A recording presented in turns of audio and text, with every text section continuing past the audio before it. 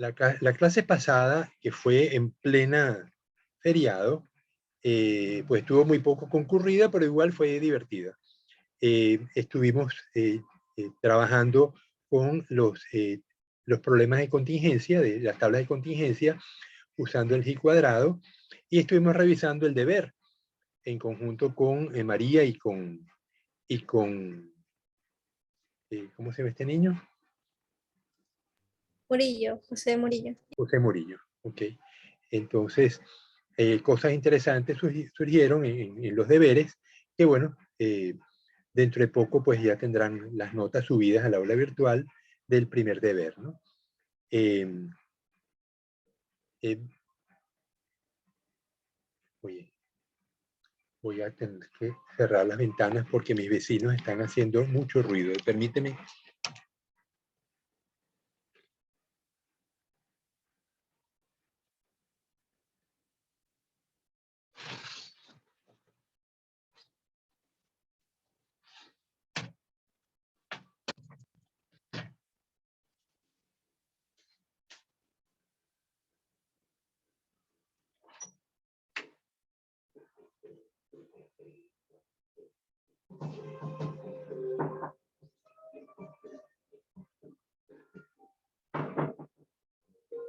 Baja el volumen.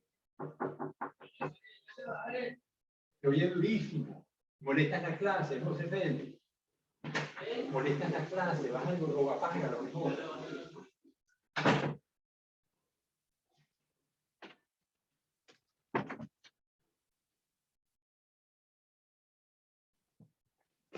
No, no eran los vecinos, eran mis nietos.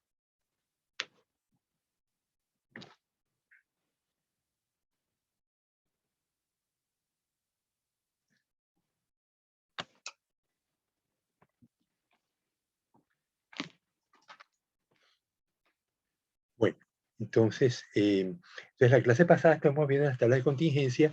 Yo les voy a pasar al final de la clase el archivo que utilizamos con ustedes y con el grupo del paralelo A que tuvimos esta mañana.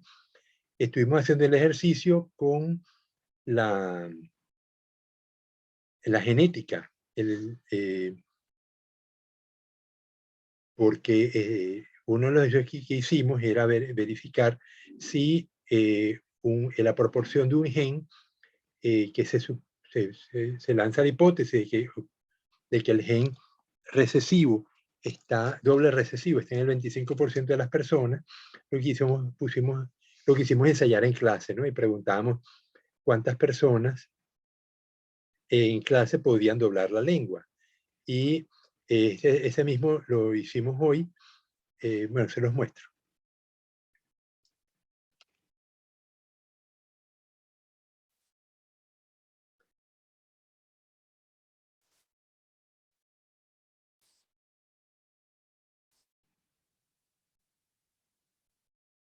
¿Lo ves, Steven?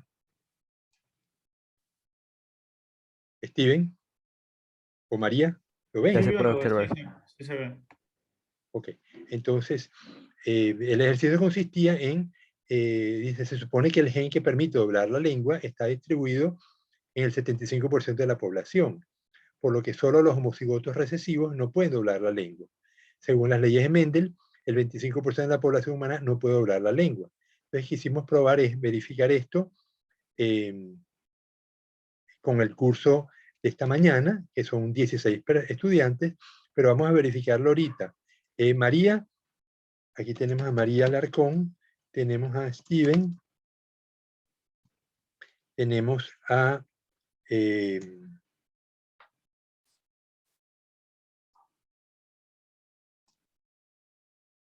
María, Steven, tenemos a Vicente y ¿quién más está?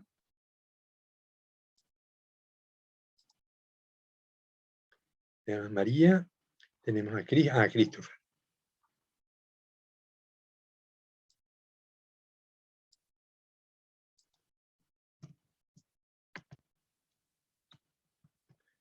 Ok, vamos esta mañana 3 estudiantes doblaban la lengua y 3 no. vamos a ver, vamos a agregar a este número ustedes. María, ¿puedes doblar la lengua? Para que vean. Sí, biólogo. Ok. Piensen que la van a doblar así. ¿Ah? Pues María sí puede. Dime, Vicente. No, biólogo, no. No puedo. Ok, entonces María sí, Vicente no, Steven, No, biólogo, no puedo. ajá, y Christopher Sí puedo, biólogo. sí puede. Entonces tenemos en total 20 estudiantes, de los cuales 13 y 2 son 15 y 3 y 2 son 5. Ajá. Entonces tenemos en total de 20 estudiantes, el 25% de 20 son 5. Evidentemente, el valor esperado coincide exactamente con la hipótesis, ¿no? Entonces, obviamente, el i cuadrado me da 0, como estamos viendo acá, ¿no?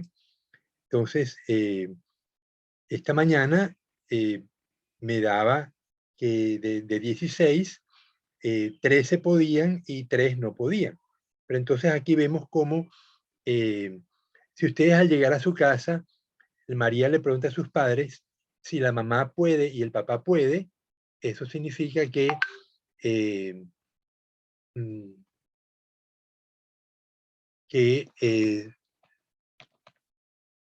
sus padres pueden ser heterocigotos u homocigotos dominantes, ¿no? Porque el poder significa que yo tengo el gen de poder doblar la lengua. Pero a lo mejor María tiene algún hermano. María, ¿tienes hermanos? Sí, biólogo. ¿Y cuántos tienes? 2. Dos más. Ustedes son 3. Ok. María, tú le pudieras preguntar a tus hermanos y a tus padres si todos doblan la lengua. Si es así, lo más probable es que sean homocigotos dominantes. Steven, ¿tú tienes hermanos? Sí, biólogo. Una hermana. Una hermana, pero no sabe si ella habla la lengua. Déjame preguntar.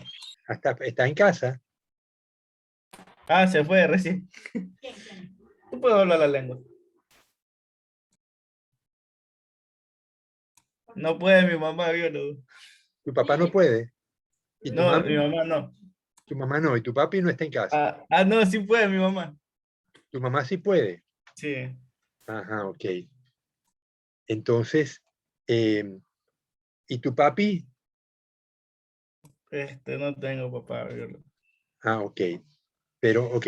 Pero suponiendo que tuvieras y tú no puedes, eso significa que la única manera, entonces tu mamá puede ser FF, o sea, perdón,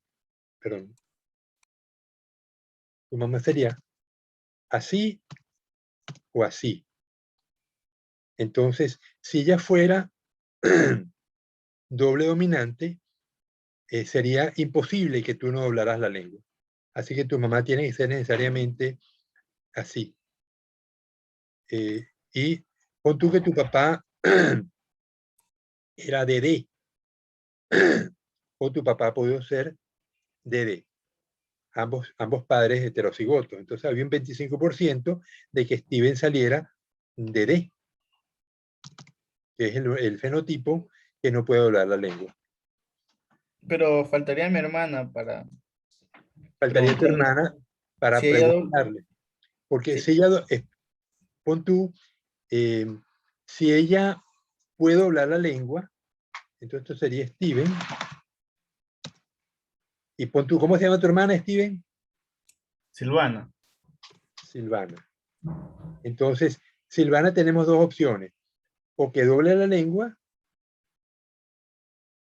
o que no doble.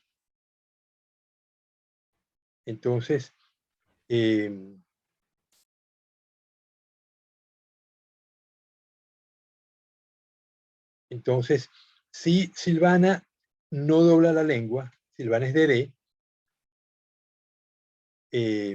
significaría que tu papá no doblaba la lengua. porque si tu papá doblara la lengua, tendríamos que, lo más probable es que, si Steven salió de D, lo más probable es que Silvana salga de mayúscula, de minúscula y doble la lengua. Eso lo sabrás esta noche, Steven. Así que nos mantendrás en esta incógnita hasta la clase que viene que nos cuentes. Biólogo, una pregunta, pero si mi papá llegara a doblar la lengua, sería DD mayúscula, las dos, diga. Tu mamá dobla la lengua, pero tú no.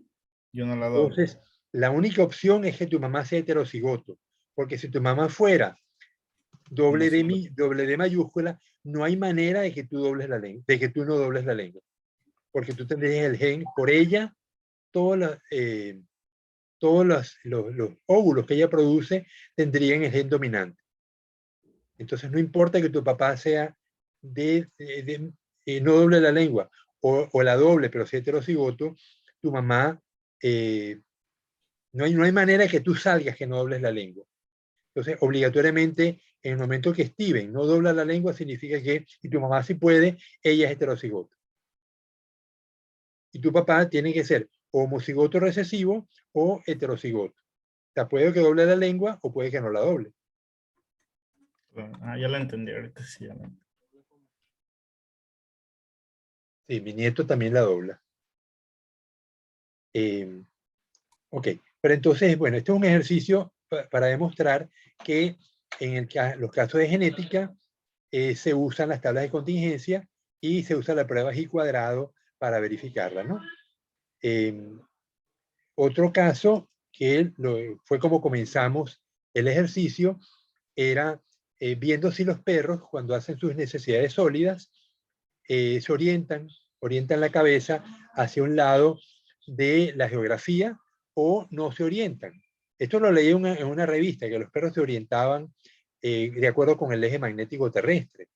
Entonces, para eso, pues, se hicieron se le pidió a los estudiantes que cuando salieran con los perritos y salieran con una brújula y vieran si el perrito se orientaba norte-sur o este-oeste. Entonces, estos son los resultados, el número de observaciones, 35, de 50 perros que se hizo la evaluación, 35 estaban orientados norte-sur y 15 este-oeste. Entonces, la hipótesis nula es los perros no se orientan con respecto a la línea magnética, la alternativa es que sí lo hacen. Entonces tenemos el valor esperado de los 50 sería la mitad, 25 y 25. Entonces, aplicando la prueba de G cuadrado, que es el valor observado de cada casilla, menos el valor esperado elevado al cuadrado dividido entre el valor esperado, me da 8. Y el valor de la tabla, con un grado de libertad, porque los grados de libertad son número de filas menos 1 y número de columnas menos 1. Entonces, 2 filas menos 1, 1. 2 columnas menos 1, 1. 1 por 1, 1. Entonces tengo un solo grado de libertad y la tabla de G cuadrado con un grado de libertad es 3,84. Entonces, 8 es mayor que 3,84 y concluyo que rechazo la hipótesis nula y eso significa que los perros sí se orientan con respecto a las líneas magnéticas terrestres. Ahí, lo cual, bueno, es una curiosidad, pero muchos animales se supone que usan el eje magnético terrestre como sistema de orientación. Eso se ha visto en aves, las aves cuando migran, hacen grandes migraciones, y se ha visto que en el cerebro de las aves hay fragmentos de magnetita. La magnetita es un compuesto de hierro, pero que tiene un imán permanente. El hierro que usamos para los cubiertos, por ejemplo, el átomo de hierro tiene electrones desapareados. Esos electrones desapareados, al moverse, generan un campo magnético.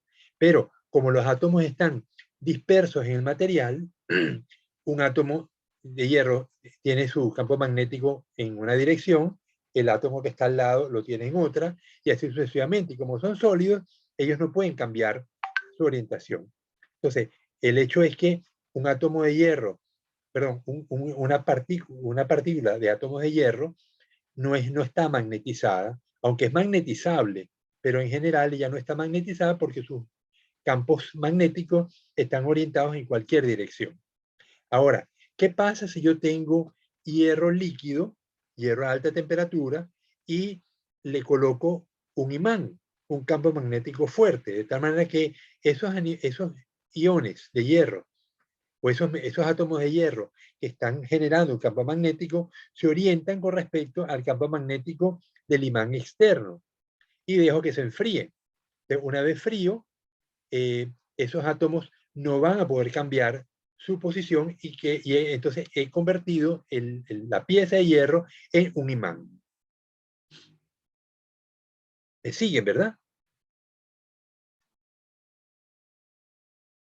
Bien, ahora, ¿no han visto ese experimento?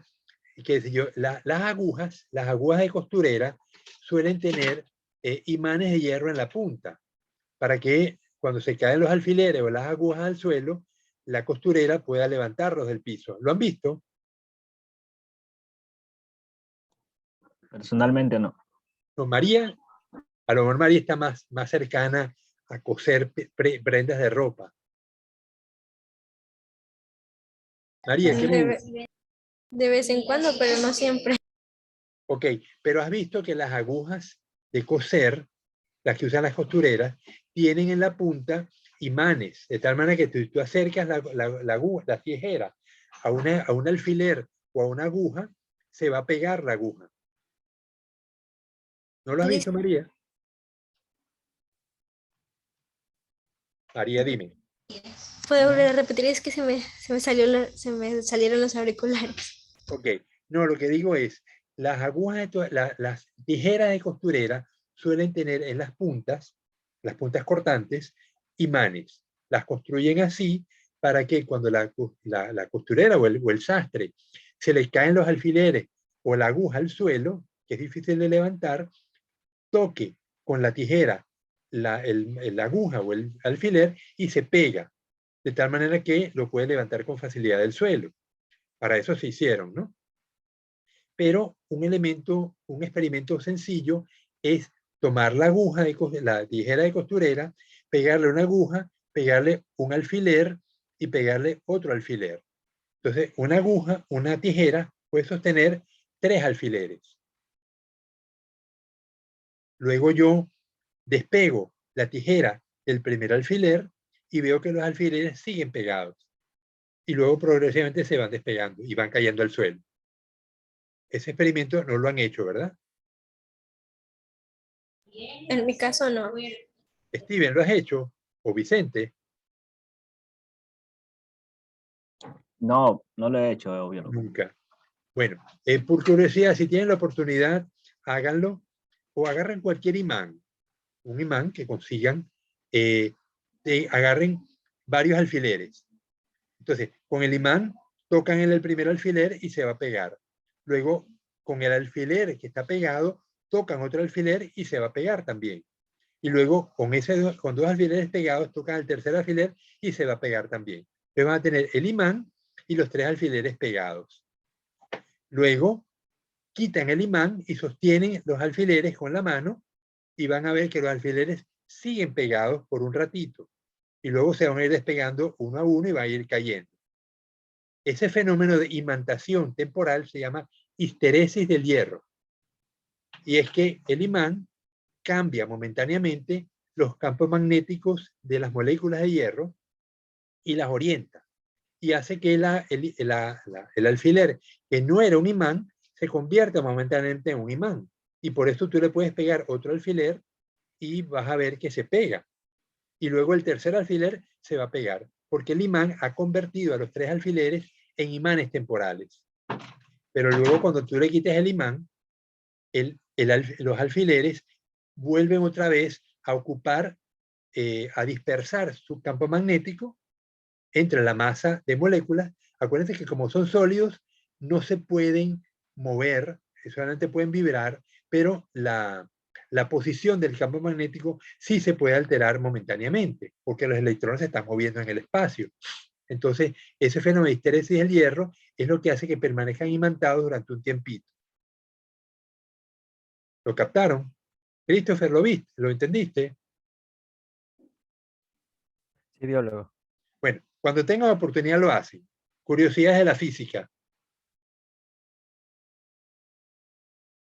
Acuérdense que ustedes son científicos, no solamente son biólogos o estudiantes de biología, sino que son científicos, van a ser científicos. Entonces los científicos saben de ciencia. Entonces no solamente deben saber de biología, sino de química, de física, de matemática, de geología. De todas las ciencias deben saber un poquito, y la gente va a suponer que por ser científicos saben de ciencia y les va a hacer preguntas. Entonces a veces, por no pasar la pena, es mejor que vayan entrenándose progresivamente en el conocimiento de todas las ciencias posibles, ¿no? Obviamente hay cosas muy complicadas y hay cosas pues mucho más simples, ¿no? Por eso ustedes vieron, en primer año vieron física, vieron química, vieron matemáticas, vieron biología. Y van a seguir viendo, cuando vean ecología o ya la vieron, habrán visto algo de geología, porque las plantas viven sobre el suelo y ese suelo deriva de unas piedras. Según la naturaleza de la piedra, el suelo va a tener unas características distintas y por eso uno debe saber algo de geología también. Bueno, entonces ya vimos el experimento de genética, vimos el experimento con los perritos. El último, bueno, las distribuciones normales. ¿Se acuerdan cuando hicimos la verificación de la normalidad de los datos? Teníamos una tabla de contingencia porque habíamos medido unos peces y los peces los habíamos distribuido en unas categorías. Entonces aquí tenemos la talla, 17.1, 18.1, 19.1, o sea, hicimos categorías de 1 centímetro y vemos cuántos peces había en cada categoría, ¿no? 1, 7, 9, 22. Entonces, luego tenemos un porcentaje asociado a cada categoría, dividiendo 1 entre 61, que es el número de peces, ¿no? Y luego hacíamos la pregunta de, ¿será normal esta distribución? Para eso, estimamos el promedio de esta tabla de contingencia y el promedio me daba 20. Así que algunos peces tenían 17, otros 18.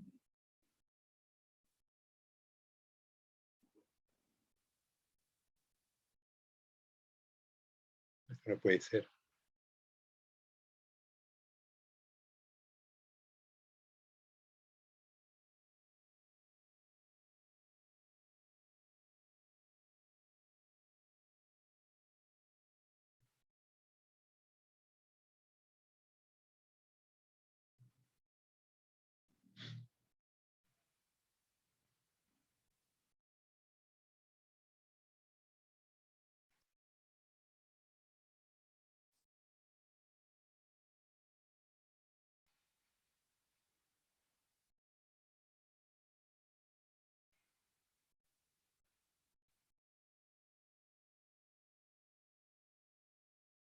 Ah, no, disculpen. El pez mayor tenía 17, el pez menor tenía 23. Entonces el promedio está en 20. Entonces, cuando aplicamos la prueba de Kolmogorov-Smirnov, nosotros estimamos cuál es la frecuencia esperada si la distribución fuera normal. Entonces, para eso se toman 3 parámetros. El promedio, que lo vemos aquí, el promedio 20.2, la varianza 1,69 y la biodiversidad estándar 1,30. Estos 3 parámetros son usados en la fórmula. Entonces, la fórmula, que parece una fórmula extraña, pero que no tiene nada de extraño. Entonces, la parte A de la fórmula es 1 entre la desviación estándar multiplicado por 2, la raíz de 2 por pi. Y como es constante, porque la variación estándar es la misma, pues vemos que en todos hay 0,3069, ¿no? El segundo componente es E a la menos el valor de la talla, 17,1, menos el promedio, 20.2, restado, elevado al cuadrado y dividido entre 2 por la varianza. 2 por la varianza serían 2 por 1,69. Entonces, esto me da 0,0584. Entonces, cuando multiplico la parte A por la parte B, me da 0,0179. Fíjense que el observado era 0,0164, aquí me da 0,179, que es muy parecido. Si yo multiplico este porcentaje estimado por 61 me da la frecuencia estimada, 1, 5, 13, 19, etcétera, ¿no? Entonces, la manera como usamos la prueba de Kolmogorov era que hacíamos con los valores observados la frecuencia acumulada. Entonces, tomo el primer porcentaje, 0,0164, lo coloco aquí, luego se lo sumo al segundo, 0,0164 más 0,1148 me da 0,1311, y así los voy sumando hasta el final tengo 1. Igual hago con la frecuencia relativa acumulados esperada, tomo el porcentaje, esto es igual a 1 entre 61,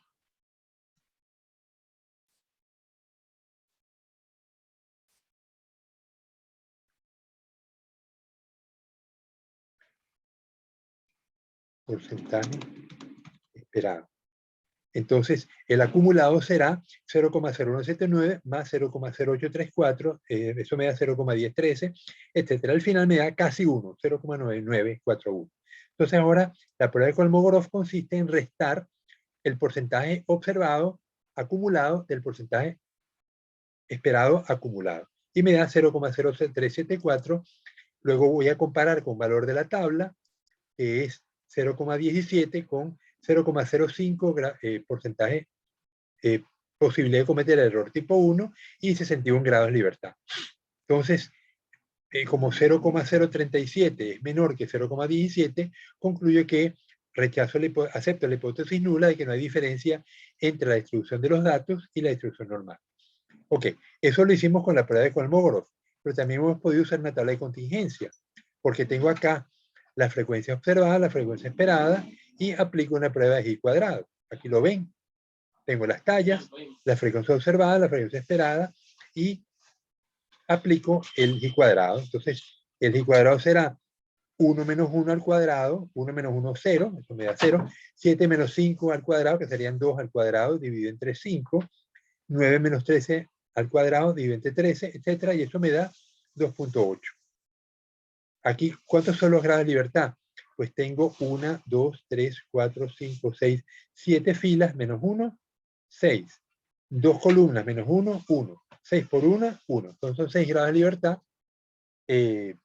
Y la tabla, el valor crítico con 0,05 y 6 grados de libertad me da 12,592.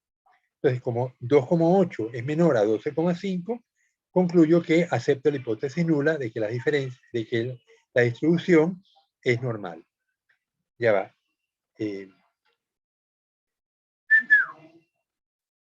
Déjame volver a cerrar la puerta.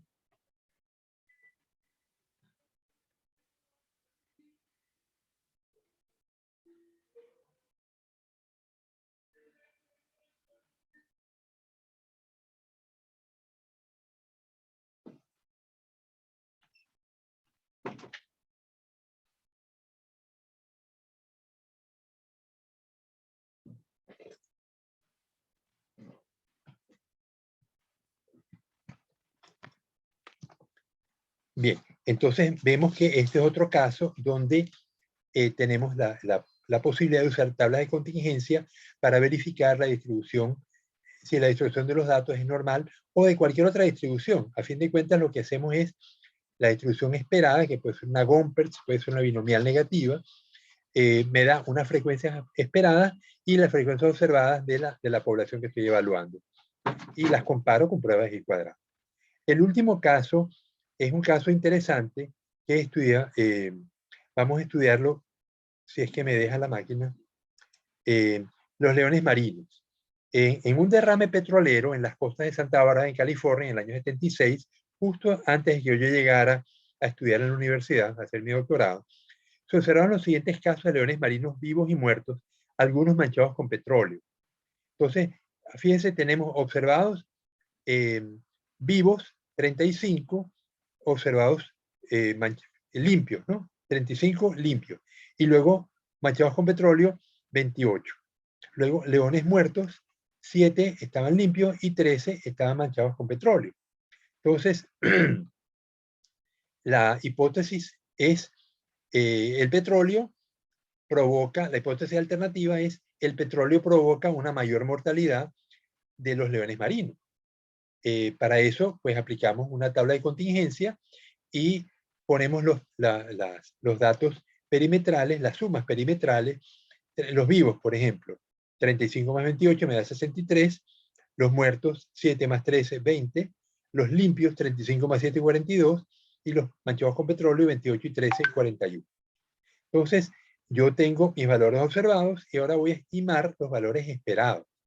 Para eso uso los valores perimetrales.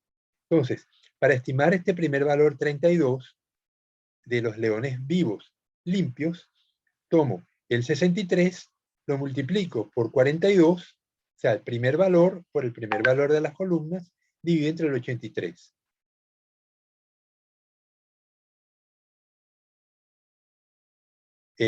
Luego el segundo valor, a ver, dime, María, dime cómo estimas el 31.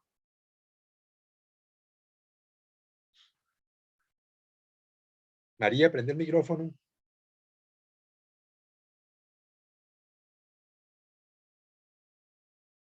No sé, María como que tiene problemas. Steven, ayúdame tú. Ya, biólogo. Entonces, cogería el resultado de los leones muertos, 20. Estamos en vivo, fíjate. Ah, en vivo, está Ya bien. terminamos con leones vivos. Ahora vamos con manchados con petróleo, vivos manchados con petróleo. Este 31, ¿cómo lo estimas? Sería con 41. No, no. Toma, fíjate, de nuevo voy con el 32. Se toma el primer elemento de la primera columna, 63, la multiplicas por el primer elemento de la fila, 42, y lo divides entre 83. Ah, ya lo entendí. Entonces sería 63 Ajá, multiplicado por 41 dividido por 83. correcto. Vamos con, ayúdame más, vamos con el primero de los muertos. Sería 20 Ajá, multiplicado por 42 dividido por 83. bien. Y el último, 20 20, ajá, multiplicado por 20 41. entre 83. Correcto. Entonces, con eso hemos terminado con los valores esperados. Y ahora aplicamos la prueba G cuadrado como la conocemos. 35 menos 32 al cuadrado entre 32, más 7 menos 10 al cuadrado entre 10, más 28 menos 31 al cuadrado entre 31, más 13 menos 10 al cuadrado entre 10. Eso me da 2,57. El G cuadrado de la tabla, 384. Así que concluyo que el petróleo no afectó, no provoca una mayor mortalidad. Es decir, que esta diferencia 7-13 no debemos atribuirla al azar y no a que el petróleo sea causante de mayor mortalidad. Ok, esto fue una manera de evaluar este caso. Pero el profesor, este fue un ejercicio que me puso el profesor cuando estábamos en el doctorado. El profesor decía, usen tantas pruebas como ustedes crean posible para evaluar el caso. Entonces, yo tengo, otro caso es, tomo los porcentajes. El porcentaje de muertos limpios, 35, el porcentaje de muertos con petróleo, 65. Fíjate que me da un porcentaje bastante más alto, ¿no? Entonces, esto me haría sospechar de que el petróleo está causando mortalidad.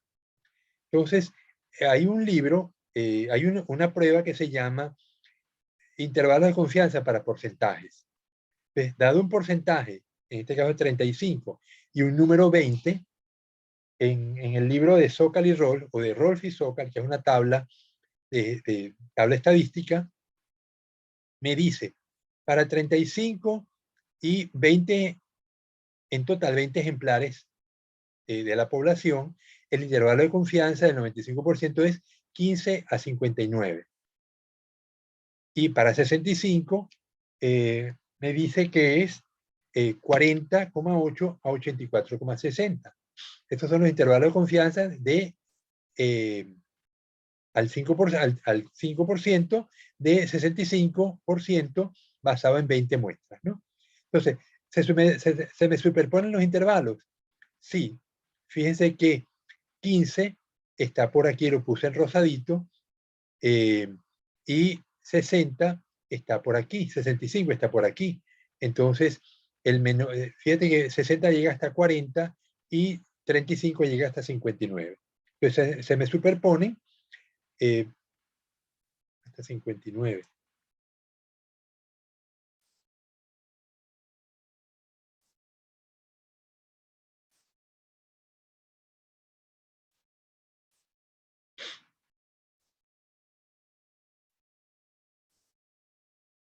Ok, y este llega hasta 40. Entonces, ok, entonces ven cómo se superponen ampliamente los intervalos, por lo tanto concluyen que no hay diferencia significativa entre estos dos porcentajes. Ahora, esta tabla que me da los intervalos de confianza de los porcentajes varía según el número de puntos. Si yo uso 20, me da este intervalo. Pero piensen lo que pasa cuando uso 200. Si hubiera usado 200 leones marinos, ahí me da un intervalo de 28,4 a 42 y el de 65, 58 a 71. Ahí no se superponen y por lo tanto concluiríamos que a un nivel de certeza de 5%, el petróleo induce una mayor mortalidad que la mortalidad natural de los leones en la naturaleza, ¿no?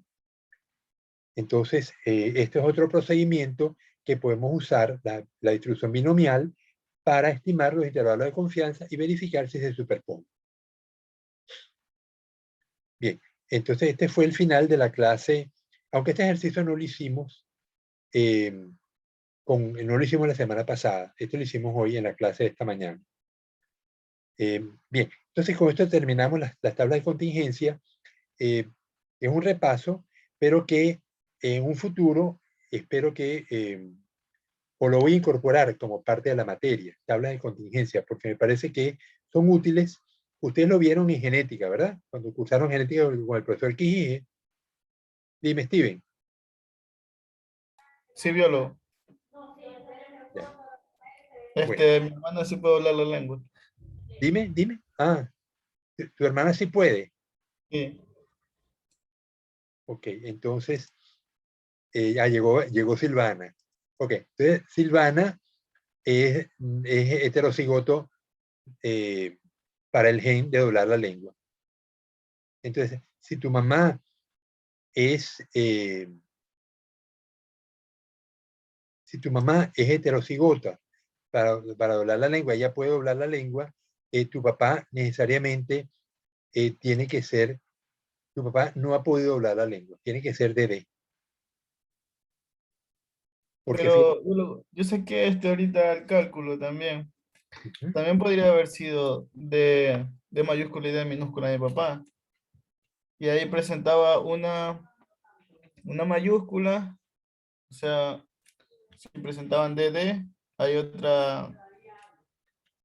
sí, entonces tenemos que el gen de mayúscula daría un homocigoto dominante, el gen DD daría un heterocigoto, por parte de tu mamá tendría DD y por parte de tu mamá también DD. Es decir que, no, perdón, aquí me equivoqué. Tu Sí, papá, D con D mayúscula, esto, D con D minúscula, DD. Ya va, D con D, DD. D con D.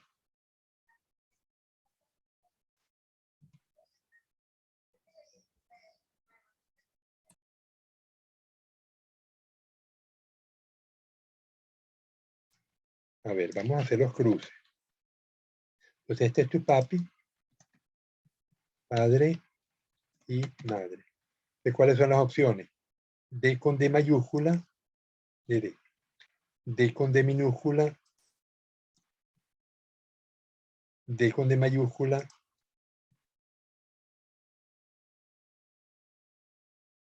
y entonces tendría 75% doblan, pues serían DD, DD, DD. y 25% no doblan. Entonces, si hubiera tenido dos hermanos más, ellos doblarían también la lengua. Por así decirlo. Es posible que también, claro. Entonces, si tu padre hubiera sido no dobla, ¿qué hubiera pasado?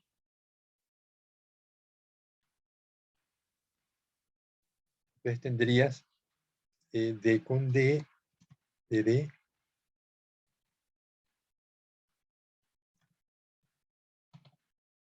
Aquí tendríamos entonces 50% de D y 50% de D. Es la mitad doblan y la otra mitad no. Claro, no tienes más hermanos, entonces no podemos verificar estas dos hipótesis, ¿no? Claro, es verdad. Pero, y no conoces tíos y eso, familiares de tu padre. Mira, por parte de mi papá sí tengo más hermanos, pero ellos no viven aquí conmigo. Ya. Ahí sí no sé si doblarán o no la lengua. Bueno, mira, Steven, si te interesa seguir esto, pues me parece una curiosidad familiar, lo puedes proseguir, consultar con tus hermanos, ellos van a tener distinta madre, ¿no? Faltaría saber si la madre de ellos también dobla, ¿no? Pero eso te permitiría saber cuál de los dos genotipos tendría tu padre, si este o este, ¿no? Porque en cualquier caso, ya sabemos que tu madre tiene que ser necesariamente heterocigota, porque si tu madre fuera dominante, no es posible que tú no doblaras la lengua.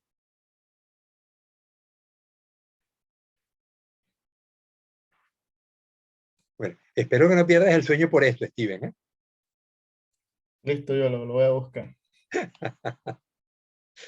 Bueno, ¿alguna duda, Vicente? ¿Quieres hacer algún comentario? No, biólogo. Está interesante el tema. Ok, Estoy escuchando nomás. bien. Bueno, recuerden que estas materias son herramientas para investigación. Entonces, nosotros estamos repasando las pruebas estadísticas que ustedes ya aprendieron. Algunas serán nuevas, porque yo sé que el profesor Kleber no es muy amigo de la estadística no paramétrica, y es conmigo que la están viendo, ¿no? Así que bueno, vamos a continuar. Ya son faltan 10 para las 7. Vamos a iniciar el tema 3, que es estadística, análisis de varianza. Ya habíamos visto las comparaciones de dos poblaciones a través de pruebas T-Student o a través de pruebas Wilcoxon no paramétricas. Ahora vamos a ver qué pasa cuando tenemos más de dos poblaciones y el procedimiento va a ser de alguna manera parecido. Entonces, termino acá, guardo esto y salgo. Esto se los paso ahorita a su WhatsApp para que lo tengan. A Merly, buenas noches, Merly, bienvenida. Hola, biólogo, buenas noches. El que no nos acompaña hoy es José, que usualmente José siempre viene a clase y hoy pues no nos acompaña. Es el único que nos faltó, José Murillo. En el grupo es un mensaje de biólogo. Ajá. En el WhatsApp, dices tú. Sí, en el grupo ahí dejo un mensaje que por qué no podía asistir hoy. Ah, ok. Es que no lo estoy viendo. Que no me deja. Claro, cuando estoy transmitiendo, la máquina se pone lentísima.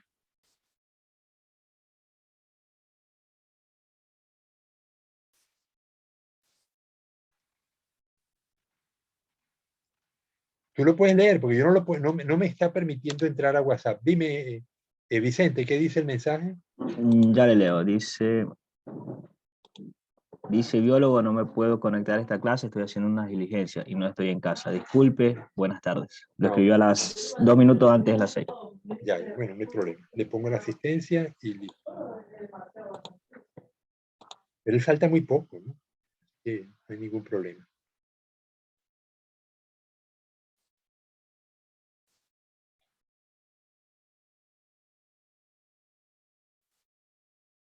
Bien, entonces vamos a, voy a compartir la nueva página de Excel. Estamos grabando. A veces me olvida. No, sí estamos grabando. Ok. Entonces, aquí tenemos unos lagos en los cuales se midió el pH. Entonces, vemos que el lago 1, 2, 3, 4, el lago tiene 8 mediciones, el lago 2 también, el lago 3 tiene 7 y el lago 4 tiene 8 de nuevo, ¿no? Entonces, la hipótesis nula es todos los 4 lagos tienen el mismo pH. La alternativa es el pH de alguno de los lagos es distinto al resto. Entonces, para eso, me voy para acá. Ustedes se acuerdan que cuando estamos comparando dos poblaciones en una prueba, en la prueba TDStudent, voy a tomarlo como ejemplo aquí. Ok, entonces yo tenía el promedio igual, promedio lago 1. Entonces, la prueba TDStudent, y aquí tenía entonces la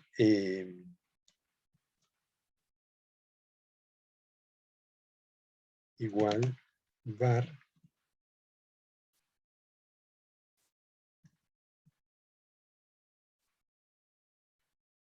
Entonces yo necesitaba, para comparar este promedio con el siguiente, necesitaba restar, o sea, la prueba de TDStudent consistía en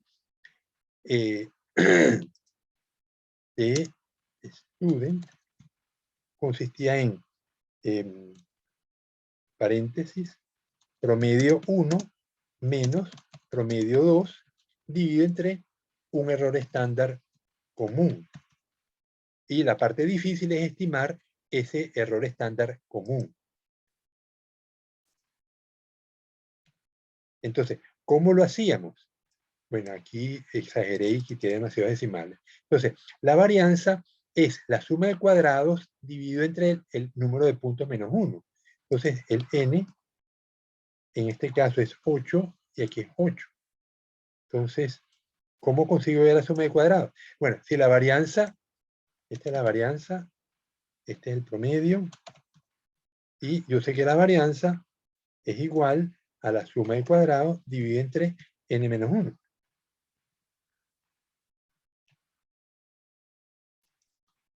Entonces, si yo multiplico este valor por n menos 1, me dará la suma de cuadrados. La suma de cuadrados es igual a esto multiplicado por 8 menos 1, 7.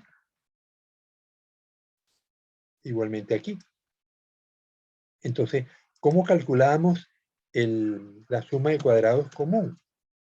O mejor dicho, la suma de cuadrados común era, sumaba esto más esto y lo dividía entre los grados de libertad comunes, que era 7 más 7 me da 14. Ok, esta es la suma de cuadrados común, y ahora el error estándar común era la raíz de esto dividido entre 8 más esto dividido entre, o bueno, si hubiera sido distinto sería lógico esto, ¿no? Pero me da 0,015, ese es el error estándar común, y la prueba TDStudent entonces sería igual promedio 1, pero me faltó el paréntesis, promedio 1 menos promedio 2 dividido entre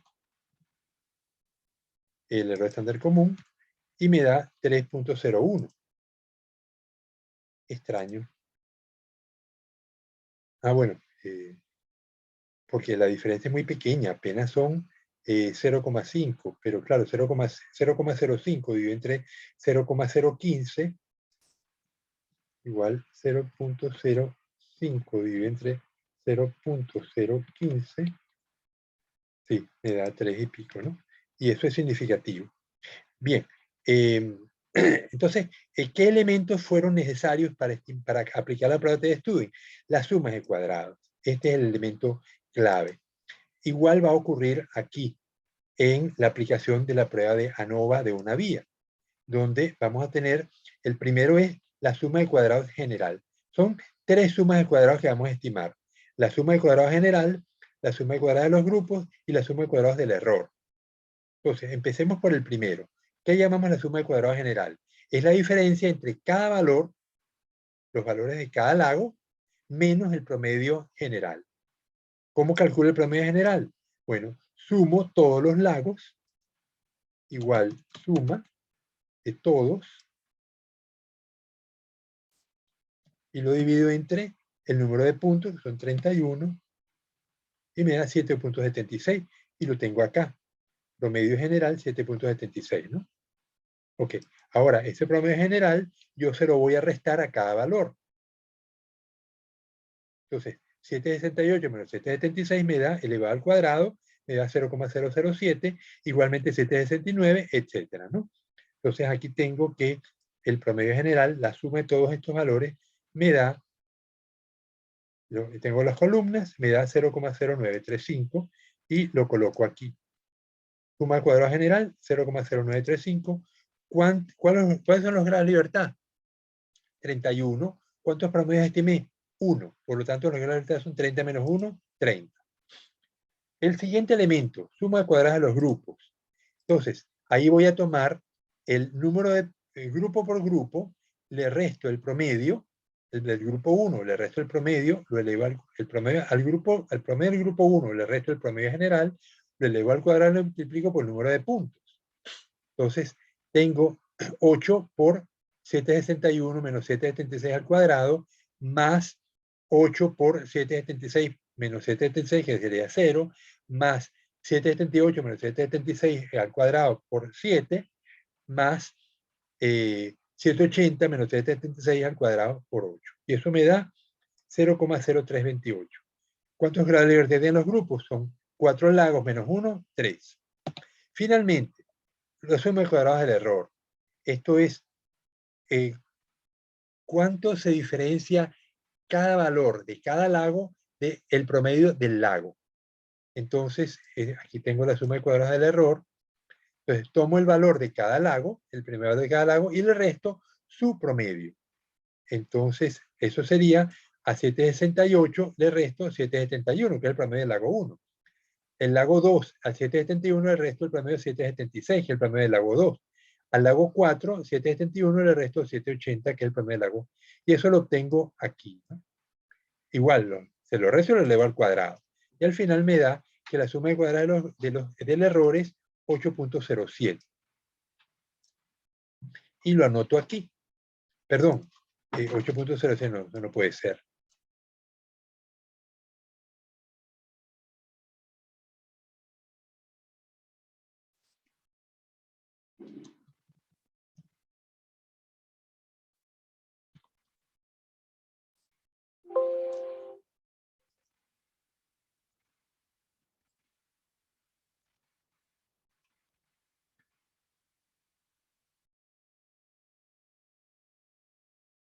O sea, 0.00030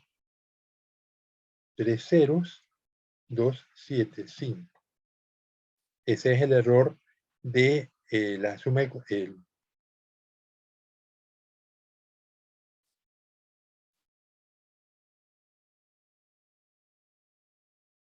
Bueno, yo no sé qué es esto entonces. No, esto suena... Bueno, esto es otra cosa. Ahora lo vamos a ver. Pero mi interés está aquí. Suma cuadrada del error. Entonces tengo cada lago, el valor de cada lago, le resté su promedio y me da estos valores. Al final me da 0,0607. Y lo coloco aquí. ¿Cuántos grados de libertad tiene el error? 31 puntos. Menos 4 promedios que estimé me da 27. Entonces ahora construyo mi tabla de ANOVA. Entonces coloco la tabla de ANOVA, siempre va a ser muy parecida. Tengo una fuente de variación, grupos, error total, los grupos 0,0328, el total 0,935 y el error 0,067. Gran libertad, los grupos 3, el error 27, el total 30. Vemos que lo podemos sumar. 27 más 3 da 30, 0,03 más 0,06 me da 0,09.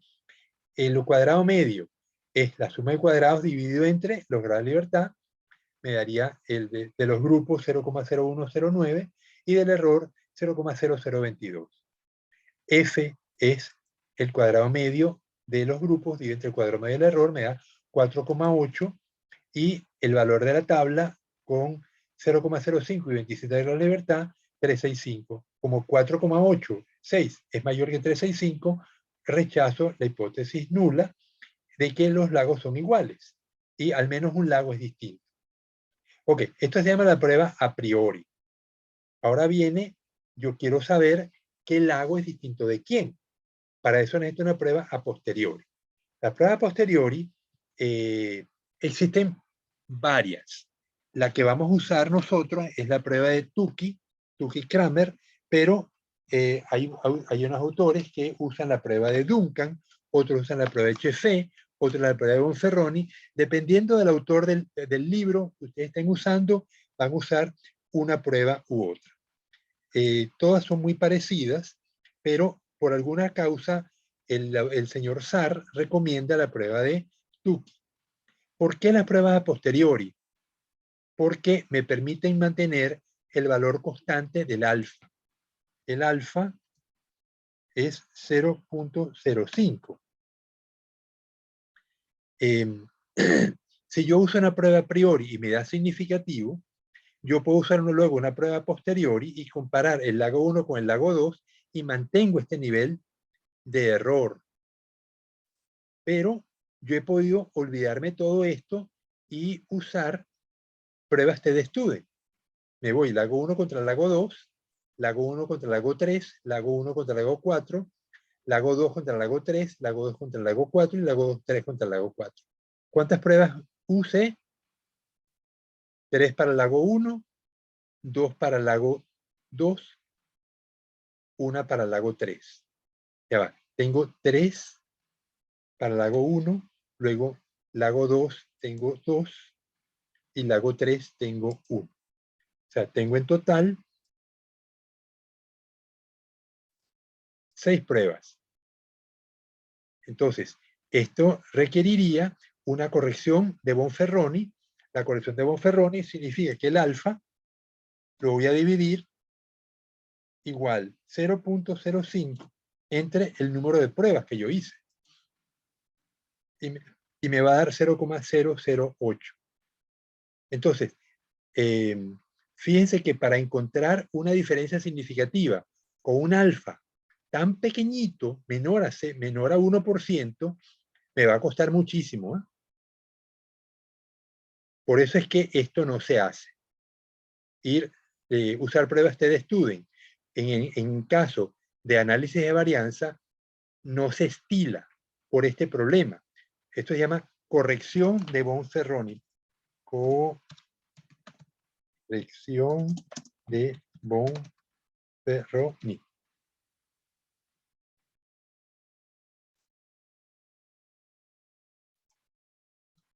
La corrección de Bonferroni significa dividir el alfa entre número de comparaciones que estamos haciendo. Entonces, normalmente los análisis de varianza se hacen las pruebas a priori, como les acabo de enseñar, y luego las pruebas a posteriori.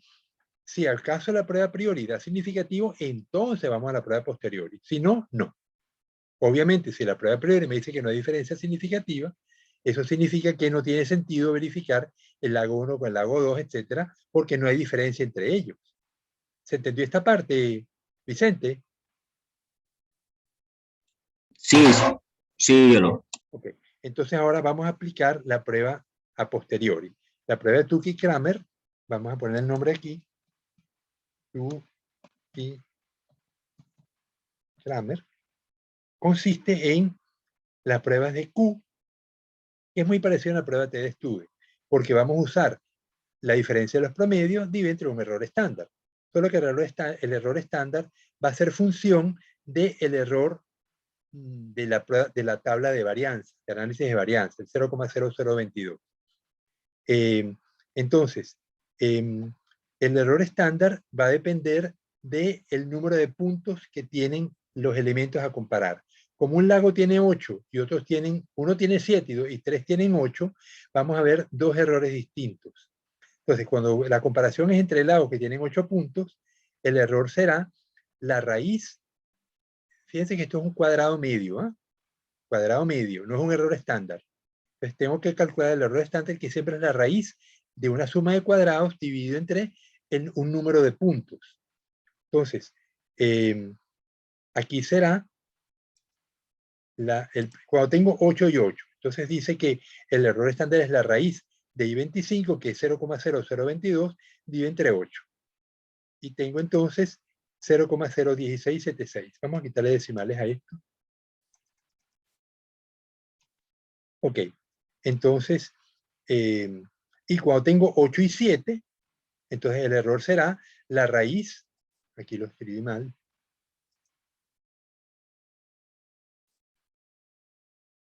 la raíz del cuadrado medio del error multiplicado por 1 entre n1 más 1 entre n2. Entonces, es la raíz de 0,0022 multiplicado por 1 entre 8 más 1 entre 7 y me da 0,025. Ok, entonces ahora vamos con los lagos. Decíamos que tenemos una diferencia de promedio del lago 1 contra el lago 2, el 7,71 menos 7,76, 0,05, lo vemos aquí. ¿Qué error vamos a usar? Como ambos tienen 8 puntos, usamos el 0,017.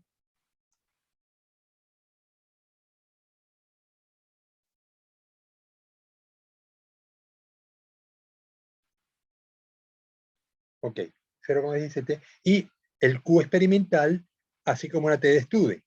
Diferencia de promedio entre el error estándar me da 2,83. Ahora, yo tengo que ir al Q de la tabla. La tabla de Q, que está en el libro de SAR, en una página que lo ven en... Bueno, vamos a verlo porque esto es nuevo. Paro de compartir, me voy al libro de SAR.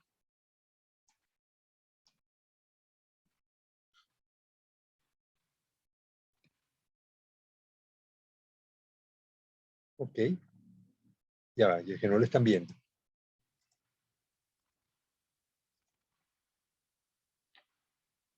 ¿Ya lo ves, Steven? Sí, biólogo. Ok, entonces vamos a buscar valores Q. Dice, valores críticos de la distribución de Q para la prueba de Tukey. ¿Lo ven acá? En la B5, página 717. Entonces escribo acá, le voy un poquitico más, 720. Entonces, me dice valores críticos de la distribución de Q para la prueba de Tukey y tenía ¿cuántos lagos? Tengo 4 lagos. ¿Con cuántos grados de libertad?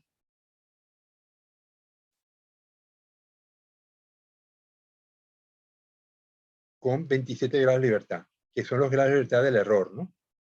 Entonces, con 4 y 27, no tengo 27, tengo 24. Tomo 2,007. ¿Lo ven? Dime, Vicente. Sí, biólogo, sí se logra ver.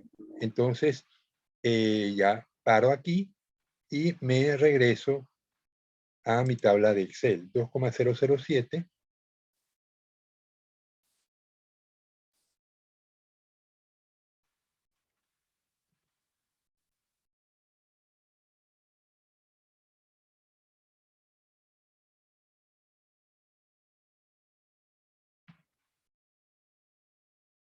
No, ahí no va.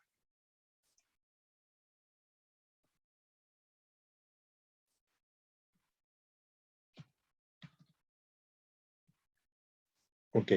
Entonces, Me dice, lago 1 contra lago 2 tiene un 2,83, este es mayor que 2,007, ¿verdad?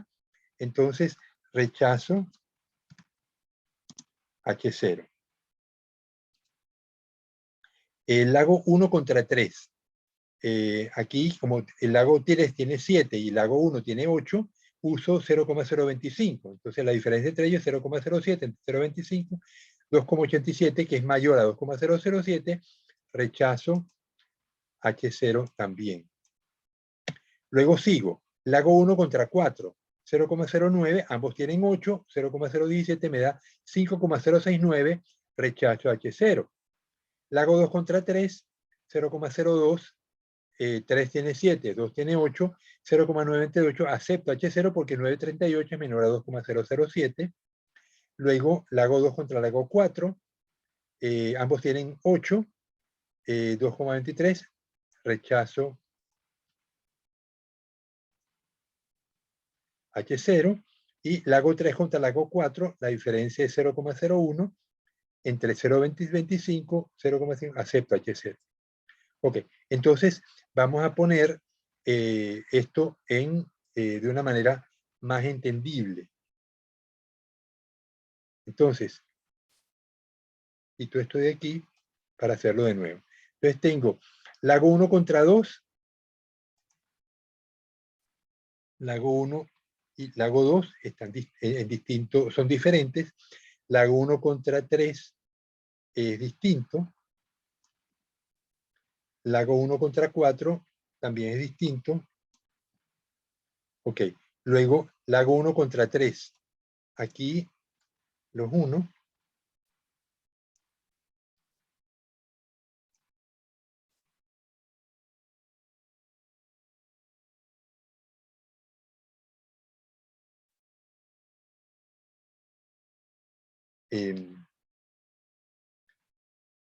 Lago 1 contra 4, distinto, ¿no? 2 contra 3 es igual, 2 contra 4 son distintos y 3 contra 4 son igual. Ok, entonces, esto nos pasa muy a menudo en biología, porque las pruebas a posteriori son menos poderosas que las pruebas a priori. Entonces, ¿qué me está diciendo? Que el lago 1 es realmente el único distinto de los otros lagos. Porque el lago 2 es igual al lago 3, lago 3 es igual al lago 4, lago 2 es distinto al lago 4, pero es igual al lago 3. Entonces, no podemos separar bien lago 2, 3 y 4, pero el 1 sí. Entonces, eso lo escribimos. El lago 1 es distinto de los lagos 2, 3 y 4, pero la prueba posterior no nos permite separar bien estos últimos tres lagos. En cuanto a pH, el lago 1 tiene un pH menor. En efecto, tiene 771, menos los demás tienen 776, 78 y 780. Ok, entonces con esto terminamos el ejercicio, pero necesito que me digan si se entendió, si hay alguna duda, porque las pruebas de análisis de varianza, pues tienen los mismos cálculos. Al menos de una vía, son muy sencillos, ¿no? Dime, Cris. Ninguna pregunta hasta ahora. ¿Está claro?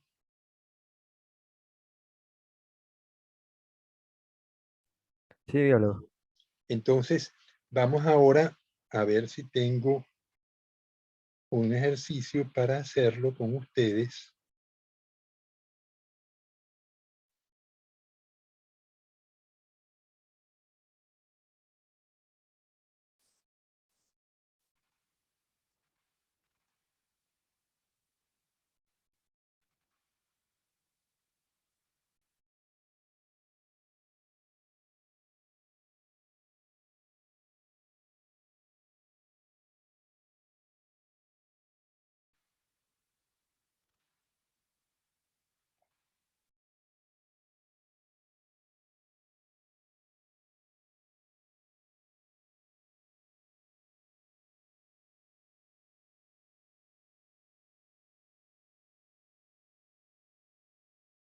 Ujú.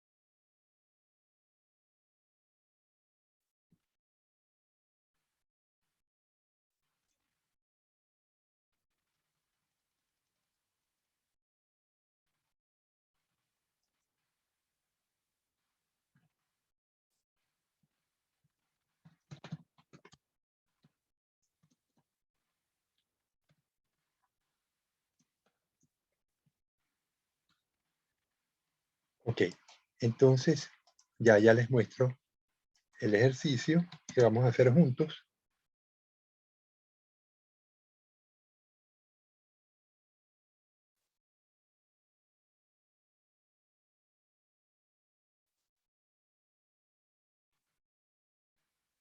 Bien, entonces les voy a mostrar esta tabla. Seguimos con lagos, pero eso es lo de menos. El problema es la concentración de estroncio en 4 lagos, en 5 lagos, en un país X. El estroncio, ¿por qué es peligroso, Steven? ¿Alguien, o alguien sabe por qué es peligroso el estroncio?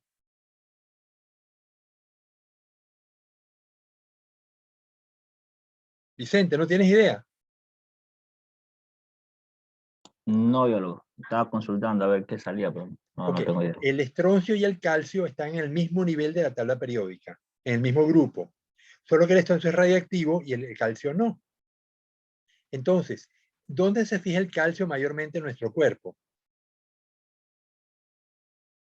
Los huesos. En los huesos, en los dientes, y en los huesos, además de servirnos de soporte. ¿Cuál es otra función fundamental del hueso? Sobre todo los huesos más grandes, el húmero, el fémur. ¿Qué hay dentro del hueso? En esos músculos, esos huesos muy grandes.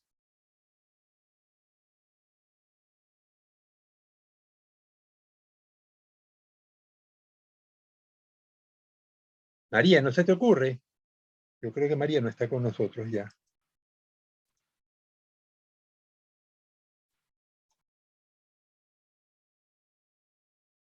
Nos quedamos Cris, Steven y Vicente. Bueno, seguimos nosotros, los valientes, los 4 valientes. Entonces, fíjense, dentro del hueso está la médula ósea. Y la médula ósea produce los glóbulos rojos.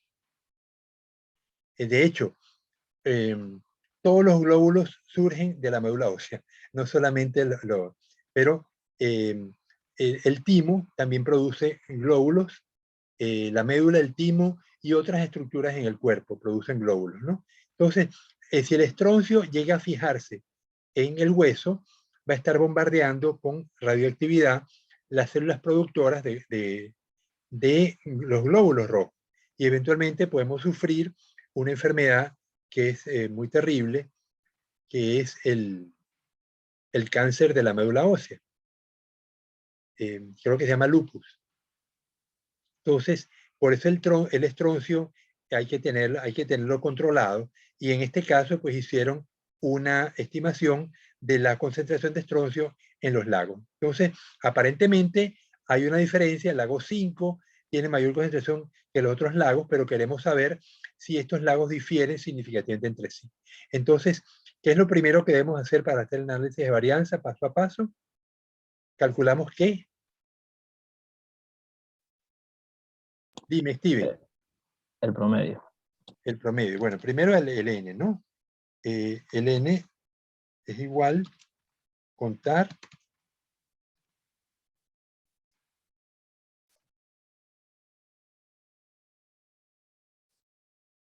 y el promedio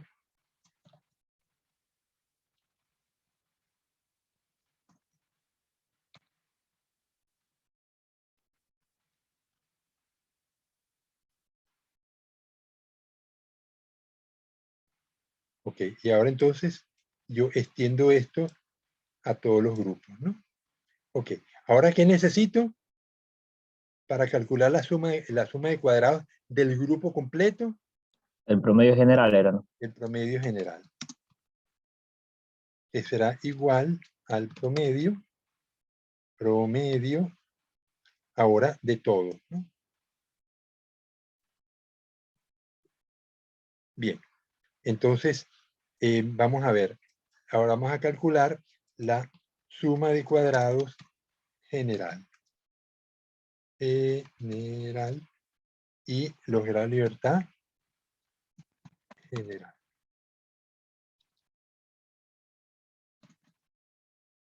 Ok, entonces la suma de cuadrados general, a broma, Entonces, resto a cada punto, paréntesis, le resto a cada quien, menos promedio quiero que le general. resto el promedio general, y le voy a poner entonces doble dólar. ¿Y lo elevo a qué? Al cuadrado. Al cuadrado. Bien, le quito decimales para que no me salga un numeraco muy grande, y me lo llevo para acá, y luego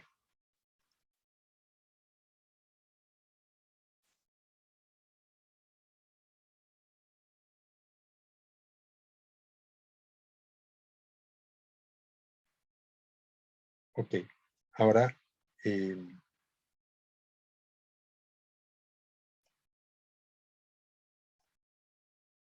bueno, al final lo que me hace falta es la suma. No me interesan las sumas parciales, sino suma de cuadrados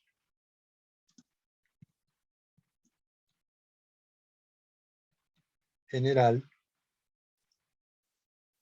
va a ser igual a la suma de todo, ¿no?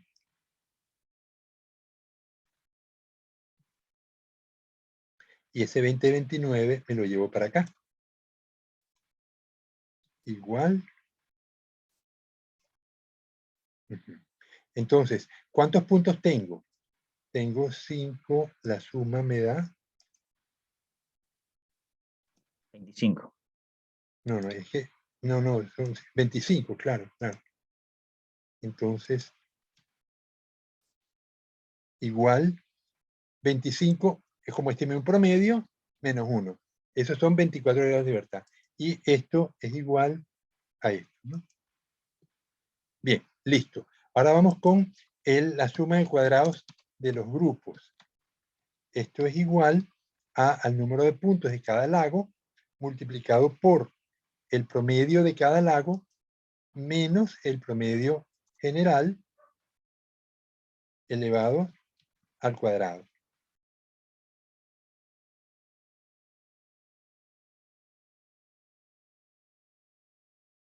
La verdad que yo pudiera hacerlo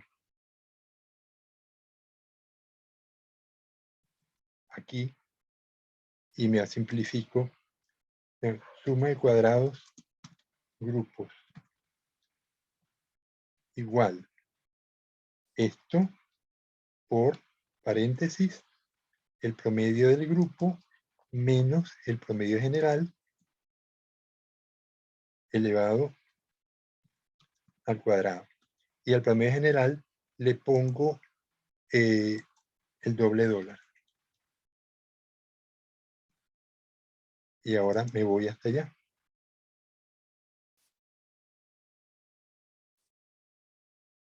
Bajar esto. Ok, entonces, ¿cuántos lagos tengo? Hay 25 lagos. No, No, 5. 5. Entonces son 5 menos 1, 4. Grado de libertad de los grupos. Y la suma de cuadrados será igual la suma de todo esto. Bien, ahora viene la suma de cuadrados del error. Y los grados de libertad del error. ¿Cómo calculo yo la suma de cuadrados del error? Entonces me voy aquí. Suma de cuadrados del error. Entonces, tomo cada punto igual y le resto el promedio de su lago. Entonces, será igual a 28 menos, bueno, paréntesis, ¿no? Paréntesis menos el promedio de ese lago elevado al cuadrado. Ahora, no le pongo doble dólar, le pongo un solo dólar.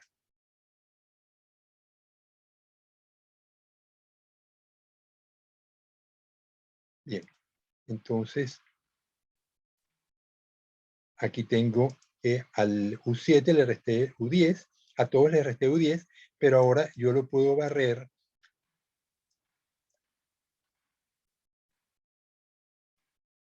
Uno, 2, 3, 4, 5. Bien, y fíjense que entonces al lago 2 le resto el B10, al lago 3 le resto el W10, así, ¿ven? Está todo ya correctamente, ¿no? Entonces la suma de cuadrados del error es igual a la suma de todo esto.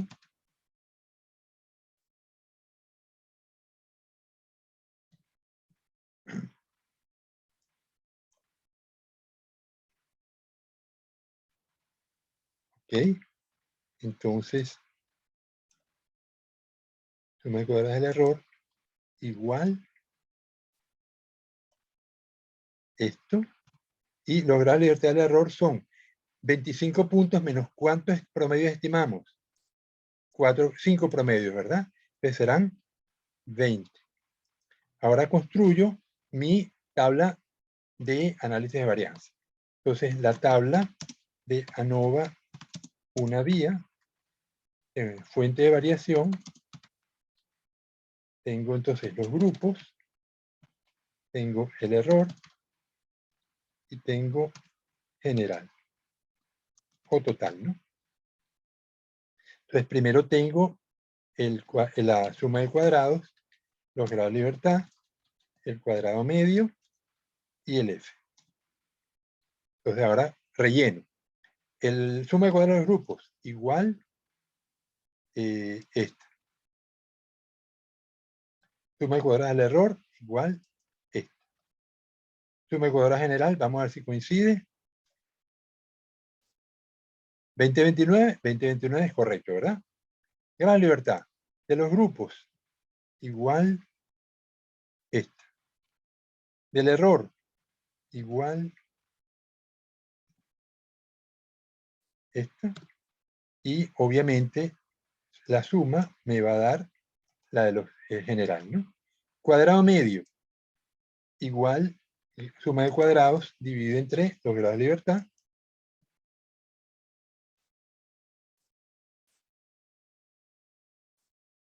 Y el F es igual al cuadrado medio de los grupos dividido entre cuadrado medio del error y me da 48,64. Evidentemente, este valor, me voy a la tabla, el F de la tabla, F 0.05 con, ¿cuánto es la libertad del numerador? 4 y 20 del denominador. Lo leo, como tengo el libro abierto, ya ustedes lo saben hacer porque lo han hecho otras veces, me voy a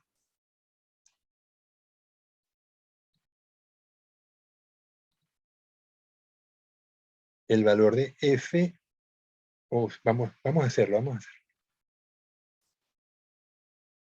Entonces comparto el libro de SAR, aquí lo ven, entonces busco la tabla de F, la tabla de F está en la página 680, le pongo 683, y TED Student, tabla de F, ok, eran con 4 y con 20, grado de libertad del numerador 1, 2, 3, 4. Con 20 lo tenemos aquí abajo, con 0,05 me da 351. ¿Lo ves, Cris? Sí, Dime que algo sí sí lo se ves. puede ver. Ok, 351, eso me lo llevo. Entonces, paro de compartir y me vuelvo al Excel. Ok, entonces, de la tabla, 3.51, y me dice que el F de los lagos es 48, o sea, el estroncio en los lagos es muy, muy diferente, ¿no? Entonces, ahora voy a aplicar la prueba de a posteriori. Prueba, ¿tenemos tiempo? Sí. A posteriori. Posteriori de Tukey. Entonces tengo el Q de la tabla. Como todos los lagos tienen el mismo número de puntos, aquí el error estándar es el mismo, que será igual a la raíz del cuadrado medio del error dividido entre el número de puntos que son, ok, 8. porque es el número de puntos de cada lago, ¿no? Entonces me da 1.08, vamos a quitarle decimales a esto. Bien, entonces tengo diferencias. Tengo lago 1 versus lago 2. Perdón, este va aquí. Entonces, el promedio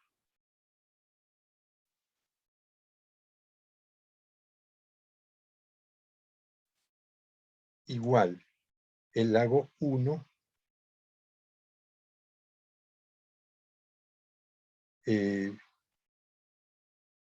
bueno, voy a tomarlo en valor absoluto, porque no tiene sentido ponerle signos menos. Valor absoluto de lago 1 menos lago 2. El Q experimental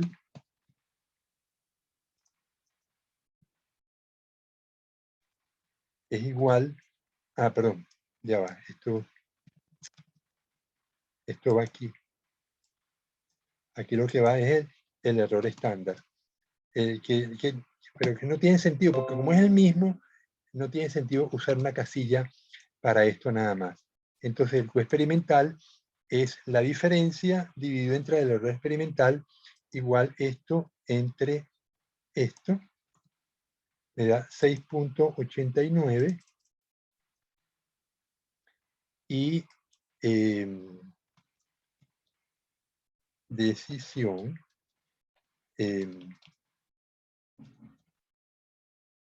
ok, lago 1 versus lago 3, lago 1 versus lago 4.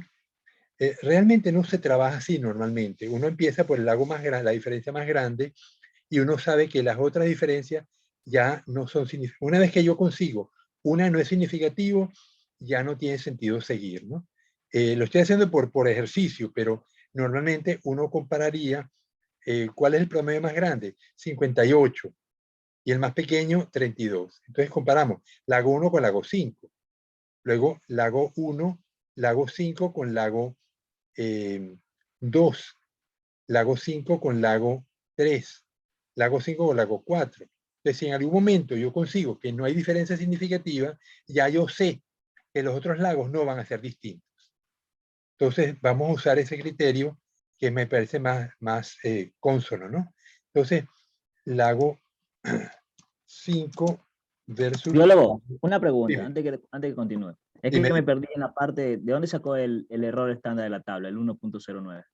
Ajá, esto es igual a la raíz del cuadrado medio del error de la nova dividido entre el número de puntos en los lagos. Listo, biólogo, gracias. Entonces, por eso, entonces es AAT18, que es 9,46, dividido entre el número de puntos en los lagos, que es 8. Entonces, lago 5 contra lago 2. Entonces, este promedio será igual 58 menos 39. El experimental, esto dividido entre esto, me da 17. Claro, no sabemos cuál es el Q de la tabla, ¿no? Entonces, vamos a eso. Vámonos al... Bueno, como ya lo hicimos, no hace falta interrumpir. Voy a buscarlo yo directamente en el libro, el Q de la tabla, que es con 5 grupos y 8 grados de libertad. Entonces, me voy al libro de SAR, me voy al inicio, me dice que la Q está en la página 717.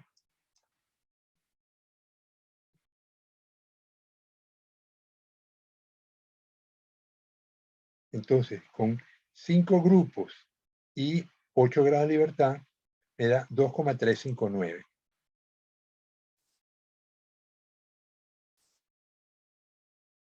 Entonces, escoge la tabla 2,359.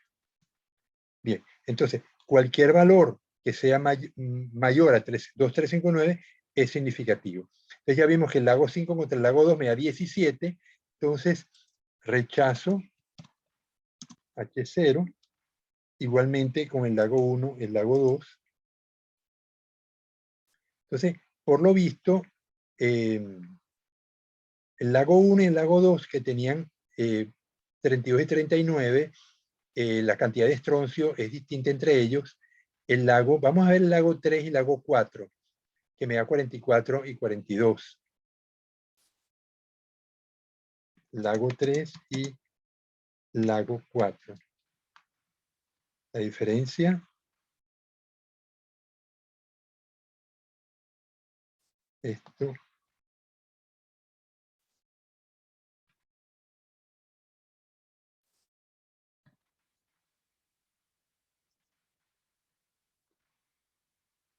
.82 igual esto dividido entre el error estándar me da 2,59, igualmente rechazo, porque 259 es mayor que 2,359. Ok, entonces estamos observando que aún lagos que tienen un nivel de estroncio parecido me está dando significativo. Entonces al final, si lago 1 y lago 2, que eran muy parecidos, son distintos, todos los demás lagos son distintos. Entonces al final tengo que lago 1 es distinto del lago 2, distinto del lago 3, distinto del lago 4, distinto del lago 5. Bueno, ok, un resultado que todos los lagos son distintos. Pero el nivel de estroncio hay que verificar si es significativa la diferencia con respecto a los niveles aceptables. Puede que algunos países tengan establecido estas normas, que dice si el nivel de un contaminante es muy alto, hay actividades que se restringen. Por ejemplo, uno no se puede ir a bañar, se puede navegar, pero la gente no se puede bañar en ese lago. Un fenómeno como el que estamos observando nos ocurre en la provincia de Guayas, Guayas el Oro, con el mercurio. Los peces y los crustáceos que están extrayendo de esa comunidad del estuario del río Guayas tienen niveles de mercurio por encima de los límites permisibles. Es una situación bien curiosa que se da en Ecuador, pero más curioso aún es que el Ministerio de Sanidad no tome medidas en verificar primero cuál es la fuente del mercurio y luego decirle a la población, porque los cangrejos de esa zona pues no se pueden consumir. Sin embargo, aquí la gente está consumiendo tranquilamente como si no estuviera pasando nada, ¿no? Pero esto es una situación muy seria y a ustedes como biólogos pues les va a tocar el lidiar, ¿no? Con medir estas cosas y tomar medidas. Lo importante muchas veces cuando uno consigue un contaminante es verificar primero la fuente. Ya me tocó hacerlo con mercurio y lo curioso es que conseguimos mercurio en el sedimento de una laguna, la laguna costera. La laguna recibía agua de mar y agua del río. Y nosotros suponíamos que el origen podía ser el agua del río. Sin embargo, en los sedimentos del río no había mercurio. Así que necesariamente el mercurio tiene que venir del agua de mar. Y uno lo que pudiera en este caso es tomar muestras seriadas corriente arriba. Uno sabe que en la zona donde uno está trabajando, las corrientes puede que no cambien, que siempre vengan en un sentido, ¿no? Entonces uno puede ir tomando muestras alejándose del sitio original hasta conseguir un punto donde la concentración del contaminante es mayor. Entonces ya yo sé que me estoy aproximando a la fuente. Y luego pues tengo que verificar de dónde está viniendo. Si viene del ambiente natural, la cosa se me complica, ¿no? Si viene de una fábrica o de una comunidad, entonces, oye, ya uno puede tomar medidas, ¿no? Pero En el caso de los contaminantes, te digo, es una situación bien complicada, pero no por eso la vamos a dejar pasar, sino que uno tiene que buscar mecanismos para poder identificar la fuente y controlarlo. Sí. En este caso, el estroncio, bueno, no es más que un ejemplo, pero un caso real ocurrió cuando el reactor nuclear en Chernóbil explotó.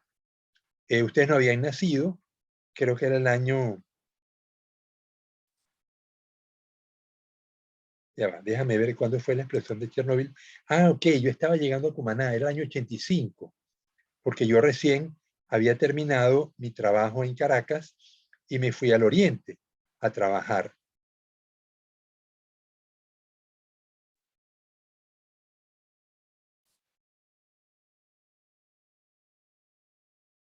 Entonces, en ese año ocurrió que el reactor nuclear de Chernóbil, bueno, tienen que hacer algo. Me imagino que nunca han visitado, es que aquí en Ecuador no tenemos reactores nucleares. En Venezuela sí había uno y uno podía ir a visitarlo. Entonces la gente podía estar al tanto de qué es un reactor nuclear, cómo funciona, para qué sirve. Los reactores nucleares en el mundo usualmente se usan para producir electricidad. Cuando el núcleo de plutonio, plutonio tiene uranio radioactivo y normalmente se encuentra sumergido en agua pesada, agua que no tiene, no es H2O, sino es D2O. Es en vez de hidrógeno tiene deuterio. El deuterio es hidrógeno con un neutrón. El tritio es un hidrógeno con dos neutrones, pero el tritio es radiactivo. El agua pesada se hace con deuterio. Y el reactor pues, está sumergido en agua pesada y tiene unas barras de boro que absorben las radiaciones y detienen la reacción nuclear. Entonces, cuando uno quiere que el reactor funcione, hay una máquina que se activa y saca las barras de boro y permite que la reacción empiece a operar. Entonces, el plutonio empieza a descomponerse. Él se descompone normalmente, pero si yo quito el boro, esas partículas radioactivas chocan unas con otras y acelera la reacción nuclear de descomposición. Entonces, eso eleva la temperatura y hace que el agua, en unos tubos que tienen agua circulante, se convierta en vapor. Ese vapor a alta temperatura mueve las turbinas que producen la generación de electricidad. Cuando el reactor se quiere apagar, las barras de boro se descienden y el reactor se apaga. El plutonio sigue descomponiéndose, pero no permite que otras partículas se descompongan. Entonces, ¿qué pasó en Chernóbil? El agua de refrigeración se había perdido por alguna causa y los operarios no estaban al tanto de que eso estaba ocurriendo. Así que cuando el agua bajó de cierto nivel, la temperatura subió mucho, permitió que el vapor, los gases que se producían ahora a alta presión, reventaran el edificio, como una bomba, explotó el edificio y los gases radioactivos se esparcieron desde Rusia hacia el resto de Europa. El problema es que Europa, esos gases radiactivos, en parte de ellos era estroncio 90, que caía al pasto. Las vacas comían el estroncio 90 y producían leche radioactiva y el queso también era radioactivo. Entonces yo recuerdo que en Venezuela se prohibió la importación de queso de esa zona de Europa y se importaba queso de Nueva Zelanda, que no había sido un país afectado. Entonces, ven ustedes que esto que estamos hablando del estroncio, pues puede ocurrir en cualquier momento, ¿no? Solo que Chernóbil fue la peor experiencia de el uso de la energía nuclear para fines pacíficos, porque la bomba atómica que explotó en Hiroshima y otra bomba atómica en Nagasaki, esto fue intencionales, no eran bombas arrojadas que permitió que la Segunda Guerra Mundial se detuviera, porque Japón se rindió luego de las dos las dos explosiones, ¿no? Pero, ¿qué pasó con esos gases radiactivos en Japón? Pues la verdad que no lo supe, ¿no? Pero también ha debido ocurrir que esos gases se esparcieran y tuvieran un impacto, ¿no? Solo que era el año 46 y las noticias pues no eran tan fácilmente difundibles como el año 1985, ¿no? Bien, bueno, Chernóbil tuvo una serie, fue una desgracia tras de otra, ¿no? No solamente la explosión y luego el esparcimiento de los gases radiactivos, sino que además todos los bomberos que asistieron para apagar, para atender la explosión, todos murieron. El nivel de radiación que había y el nivel de protección que tenían era relativamente bajo y todos sufrieron de cáncer y murieron, ¿no? Hay gente en el pueblo de Chernóbil que no quiso abandonar el pueblo y hay gente pues viviendo allí. Hay en internet, pueden hablar pueden poner en los perros de Chernóbil y van a ver cómo esos perros pues siguieron viviendo allí. O sea, la fauna silvestre siguió allí, el reactor está parado. Nunca lo lógico hubiera sido pues demolerlo y esos sedimentos enterrarlos, ¿no? Porque siguen radiactivos, ¿no?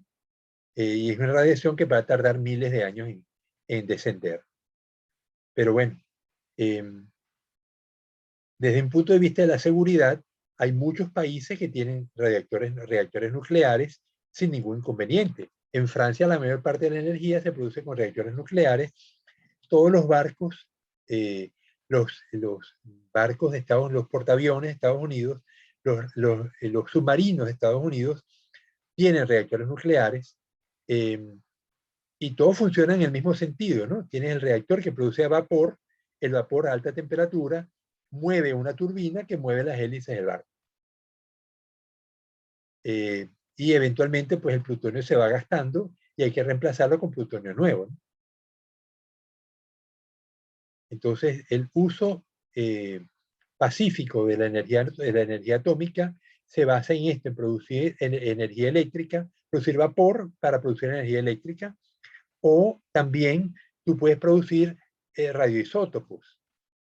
Por ejemplo, cuando alguien se hace un análisis de la tiroides, te tienen que inyectar yodo radiactivo. ¿Alguien en tu familia se lo ha hecho, Steven? Que tú No, conozcas. doctor. Ya, Que yo Chris. conozco, no. ¿Ah? No tengo conocimiento si se lo han hecho. Ya. Bueno, pero es una prueba, te inyectan yodo radiactivo y el endocrinólogo verifica cómo la tiroides absorbe ese yodo radiactivo, porque tiene un contador Geiger que te lo pone en el cuello y van verificando cómo tu tiroides va funcionando. También hay otros radioisótopos que se producen en reactores nucleares, como por ejemplo el cobalto 60, que se usa para tratar a pacientes con cáncer. El cobalto 60 irradia unas partículas que atacan las células cancerosas. Entonces, estos radioisótopos hay que producirlos en algún lado, pues se agrega cobalto y se transforma en cobalto radiactivo por someterlo a la exposición a neutrones o a partículas beta, que son átomos de helio sin electrones, ¿no? Entonces uno puede volver radioactivo un elemento que no lo es. También se pueden usar para análisis químico. Uno puede tener un suelo con unas características de minerales y para saber qué minerales tiene, uno vuelve radiactivo todos los minerales. Toma la muestra de suelo, la introduce en el reactor nuclear y irradias el suelo. Entonces todos los minerales se van a convertir en radioactivos. Y luego entonces tú verificas las radiaciones emitidas, identificas qué mineral era. Entonces esto se llama pues análisis por radiación. Entonces, los reactores nucleares con fines pacíficos tienen muchos usos, ¿no? El principal, producción de electricidad, pero también vemos que en medicina se pueden usar comúnmente, ¿no? Entonces, muchas veces, si el país tiene un reactor nuclear, pues produce este radioisótopos. Si no lo tiene, pues hay que importarlos. Bueno, jóvenes, me quedan 55 minutos. No vamos a ver las pruebas de Wilcoxon. Eso lo vamos a ver en la próxima clase, que es cuando fíjense que las dos pruebas que hicimos ni verificamos homogeneidad de varianza, ni verificamos normalidad de los datos. Esto es un defecto que hemos debido corregir, pero lo vamos a hacer la próxima clase, para que vean si acaso me da que los datos no son normales y las varianzas son heterogéneas, uno transforma los datos en búsqueda de que homogeneizar las varianzas y normalizar los datos. Si aún así no funciona, entonces tiene que recurrir a pruebas de ANOVA no paramétricas, que son las pruebas de Cruz-Hall-Wallis. No existen pruebas no paramétricas de más de una vía, desgraciadamente. Pero hay trucos que se los voy a enseñar. Bueno, jóvenes, quedan 4 minutos. ¿Hay alguna pregunta? ¿Algún comentario? Si les gustó la clase. Sí, estuvo interesante la clase, biólogo.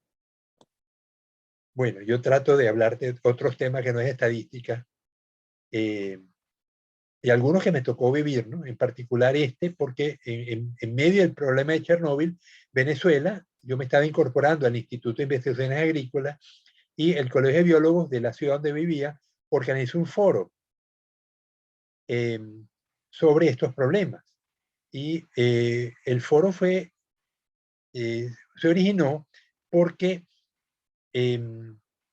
cuando uno hace soldaduras de tubos, los tubos pequeños se producen sin costura. O sea, uno toma un lingote de hierro, lo calienta y agarra el lingote y le mete una vara por dentro. Como el hierro candente es flexible, es maleable, uno puede hacer cuchillos, hacer tijeras, y uno puede también hacer tubos. Entonces, le mete un tubo por dentro y queda entonces un tubo sólido sin costura. Pero ¿cómo se hacen los tubos con costura? Pues se toma una lámina de hierro y se suelda. Se suelda en los bordes. Pero luego esa soldadura, para conocer si está bien hecha, se usan unos aparatitos que van recorriendo la costura a lo largo de todo el tubo y ese aparatito usa radioisótopos, iridio radioactivo. Entonces, en una oportunidad, una empresa de Cumaná, donde yo estaba viviendo, que produce tubos sin costura, el iridio va en unos tubitos y el tubito se salió del aparatito y no estaba funcionando. Entonces, el obrero, que no estaba bien entrenado, agarró el iridio, lo colocó en su sitio y se irradió las manos. Entonces, se armó un escándalo en la prensa y una profesora química, miembro del colegio de egresados en ciencias, no el colegio de biólogos, el colegio de egresados en ciencias, que incluye físicos, químicos, matemáticos, computistas y biólogos.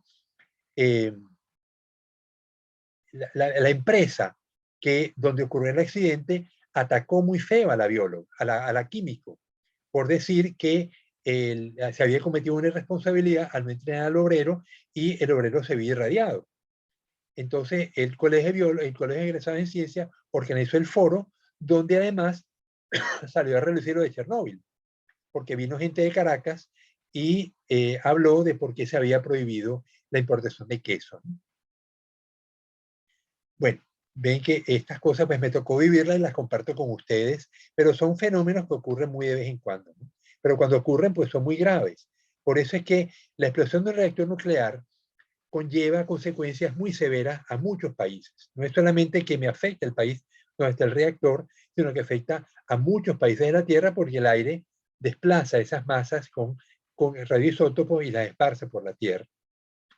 Por eso es que muchos países se niegan a tener energía nuclear e insisten en tener energía eólica, o como Ecuador, que tiene energía hidráulica, ¿no? Como la represa Coca-Cola Sinclair, que produce electricidad en base a agua, ¿no? Bueno, jóvenes, ya son las 8. Espero que les haya gustado la clase y nos vemos entonces el día jueves. Hasta luego. Hasta luego, biólogo. Gracias.